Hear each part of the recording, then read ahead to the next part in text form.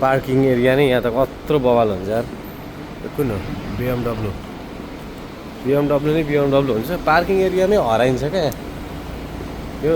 नाम पढेन भने त सर्लको हराइन्छ पार्किङ एरियामै। कति ठुलो है parking.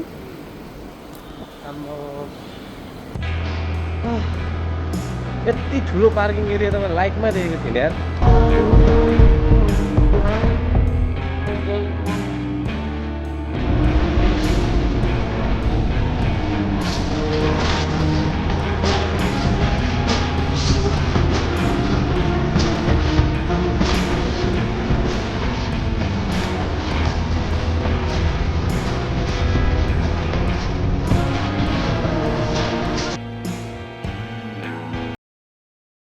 So hello everyone, this is day 3।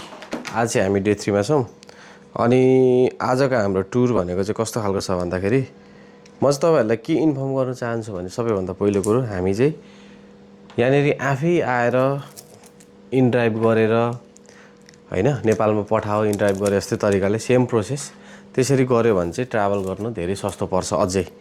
तर आफूलाई ठाउँको लोकेसन चाहिँ थाहा हुनु पऱ्यो, कुन घुम्ने ठाउँ कहाँ छ भनेर। त्यसरी नै प्राइभेट तरिकाले आज हामी घुम्दैछौँ। अनि we are in Bangkok right now. आजको हाम्रो पहिलो टुर रहनेछ sea life aquarium Bangkok, then after chocolate village एउटा like a European life style, त्यहाँ पनि जान्छौँ। अनि one of the largest wholesale market in Bangkok, त्यहाँ पनि जान्छौँ। देन आफ्टर हाम्रो भोलिको ट्रिपहरूको बारेमा त भोलि सायद क्रुज डिनर पनि छ हाम्रो डे 4 को ब्लगमा। So don't miss out there. सो हामी अब धेरै गफ नगरिकन एकैचोटि स्पोर्टमा भेट्छौँ। 3, 2, 1 गो। र अर्को कुरा जस्तै दुःखको अवस्थामा पनि उसले चाहिँ मेकअप गर्ने मान्छे। यहाँ ऐना छैन भने पनि कहाँ झ्यालमा आएर भेन्टिलेसनमा हेरेर नि मेकअप गरेको हुन्छ, सानो ऐनामा पनि आएर मेकअप गरेकै हुन्छ। ओभर आफ्नो फेसलाई केयर गर्ने मान्छे है। ल ल तिमीलाई फुल मेरो तर्फबाट। मतभङ्ग छ गाइज हालत रुमको। हिजो राति आयो, डे 2 को भ्लगमा देखिहाल्नु भयो होला। उसको सामान यति छ कडाङ कुडुङ वाक्क लाग्ने। यो सामानहरू चाहिँ सबै छुट्छ है। सो यहाँनिर के छ हामीलाई के राखिदिएको छ। सो थाइल्यान्डको पानी सिसाको बोतलमा हुने, यो खायो भने यस्तो नमिठो टाइपको टेस्ट आउँछ गाइज। चिनी लागेको गुलियो पनि होइन, कुन खालको क्या। कफीको लागि राखिदिएको छ। कफी त अब के खाइराख्नु, एकैचोटि ब्रेकफास्टै लिने। ब्रेकफास्ट लिने भ्याउँछ होला है रोशनी। चप्पल चाहिँ मन पऱ्यो क्या मलाई यहाँको अरूभन्दा पनि। चप्पल देखेको छ यो त म लिएरै जान्छु नेपाल। अनि ट्याक्क प्राइभेट आफ्नो रुममा लाउन कस्तो दामी हुने रहेछ।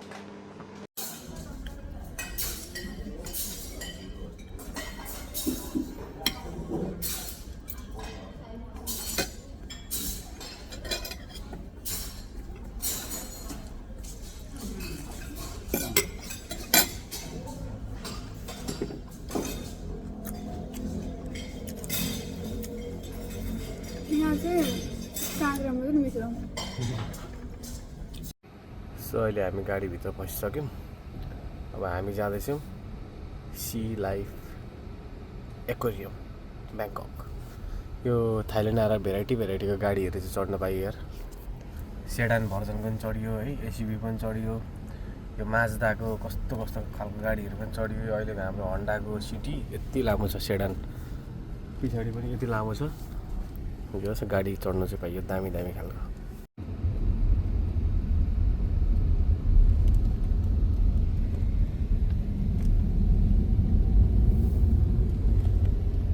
देख्यो के रहेछ, अत्याधिक राम्रो। पार्किङ एरिया नै यहाँ त कत्रो बवाल हुन्छ यार। कुन हो BMW नै BMW हुन्छ। पार्किङ एरियामै हराइन्छ क्या यो। नाम पढेन भने त सर्लको हराइन्छ पार्किङ एरियामै। कति ठुलो है पार्किङ।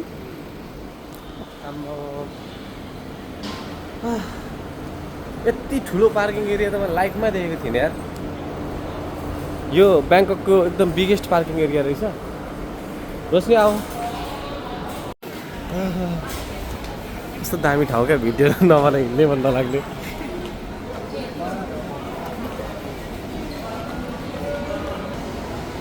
यो हाल्दा यस्तै खालको स्ट्रक्चर छ, माथिबाट पानी झर्ने खालको छ।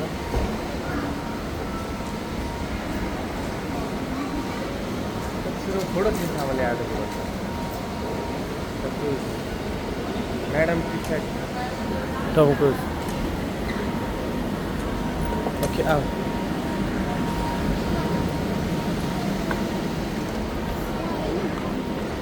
त्यस्तै लाग्यो नभए त हामीले त नदेख्ने रहेछ नि त है बेबी सोध्दै जानु पऱ्यो कि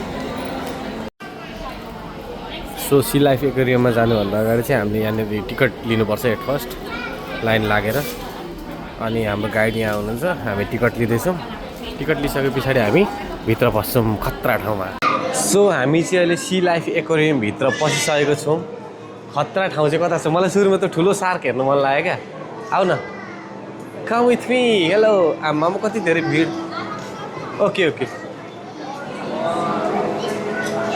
वाउ आमा कस्तो भयो होला माछाहरू कस्तो मजाको आमामा these are the real fish है यहाँनिर यसरी हिँड्नुपर्ने है अघि यहाँ सार्क थियो त कहाँको सार्क के हो त्यो माछा नि हो अब यो के हो यो पनि सार्क नै हो लाइक ए सार्क माछा मनपर्ने मान्छेलाई त यस्तो त कस्तो गजब भयो होला है कस्तो राम्रो ठाउँ यार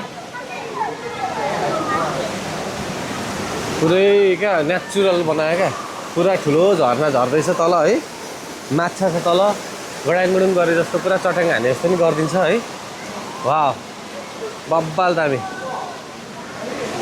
स्वर्ग जस्तो लागिरहेछ यो ठाउँमा आउँदा वाह के गर्दैछ तिमी जागो त है कस्तो रङ्गी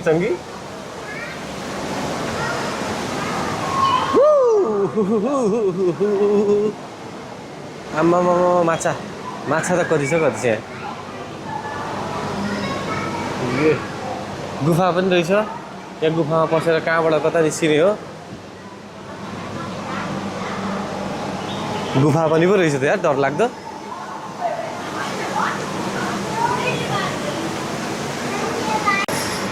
कस्तो डेन्जर ठाउँ है बब्बाल क्या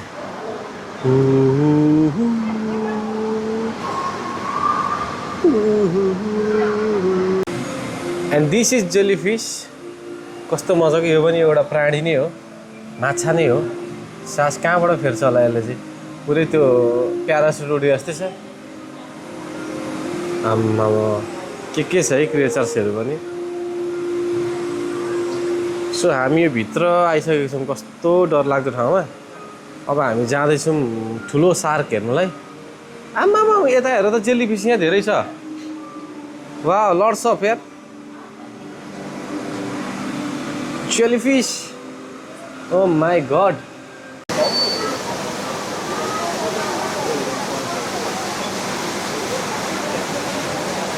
เพื่อไปกินอาหารนะคะ and this time you got lucky today because जस यताबाटले जे इन्स्ट्रक्सन दिनुहुन्छ त्यही मान्ने रहेछ क्या पेंगुइनले to the center they will back सबैजना त्यही हेर्न बसिरहेको enjoy eating with the food they were so excited for everyone oh they're calling their friend and jump in the water wow so beautiful you got lucky today โชคดีมากๆเลยนะเพราะว่าไม่ได้เห็นเขาลงมาว่ายน้ำก่อนจะกินอาหาร कस्तो छक्क परे हेरेको เขาพาเบิ้ลไว้เลยนะลงมาว่ายน้ำเต็มเลย wow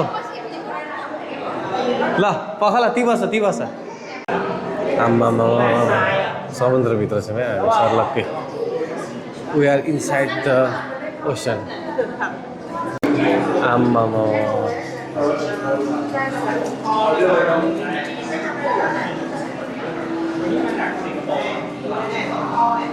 हामी सर्लक्कै पानी मुनि छौँ अहिले माछाहरू हाम्रो माथि गइरहेछ सानो माछा यस्तो ठुल्ठुलो सार्कहरू भयो छुनु मिल्दैन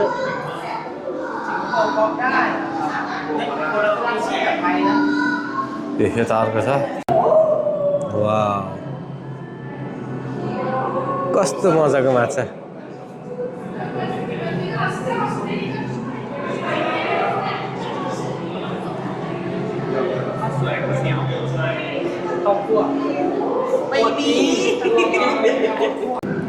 आम्मा दुईटा सार्क सँगै हिँड्दैछ कत्रो छ नि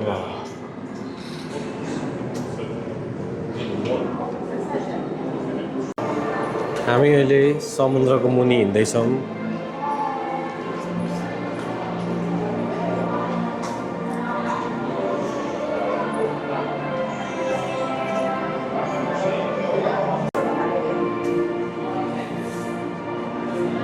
Two sharks are moving together.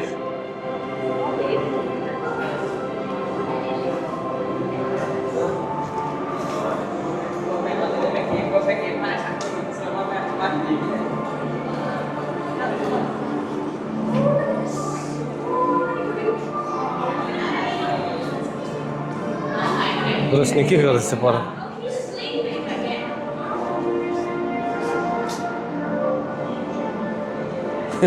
कस्तो लागिरहेछ माछाहरू?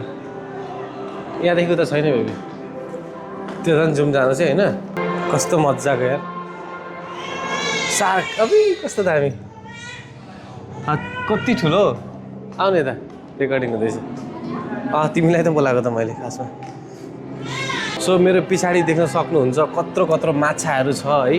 एकदम हामी चाहिँ अहिले अन्डर वाटरमा छौँ, पुरै सीमा छौँ। अनि माछाहरूको भेराइटिजहरू टन्नै छ। घरि सार्क आउँछ, घरि ठुल्ठुलो माछाहरू आउँछ। एकदम राम्रो भइरहेछ टुर। सो तपाईँहरूलाई हाम्रो ब्लग कस्तो लागिरहेछ? अब हामी यहाँदेखि नेक्स्ट अर्को लोकेसनमा जानेछौँ भिडियो बनाउनको लागि। सायद कुन लोकेसन फिक्सै भएको छैन, हामी गाडीमै लोकेसनहरू फिक्स गरेर जान्छौँ। सो यहाँ पर पेङ्गुइनहरू टन्नै बसेको छ। त्यो आइस माथिबाट पर्दैछ, त्यो आइस थाप्दैछ। पालैपिलो त्यो आइस थाप्दो रहेछ क्या ढाडमा, माथिबाट झर्दो रहेछ। खेलेको हेर नि, चलेको पेङ्गुइन आइस थाप्दो रहेछ नि माथिबाट झरेको। कस्तो मजा आयो क्या, माथिबाट आइस झारिदिँदो रहेछ नि यस्तो माथिबाट, थाप्दै बस्छ।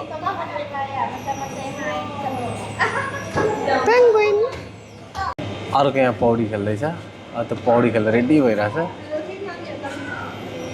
कस्तो मजाको चिजहरू। सो यहाँ पेङ्गुइन देख्न सकिन्छ मजाले, पुरा आइसहरू हालेर मजाले यहाँनिर कस्तो दामी तरिकाले आइस थापेर बसिरहेछ, माथिबाट चिन्दो रहेछ।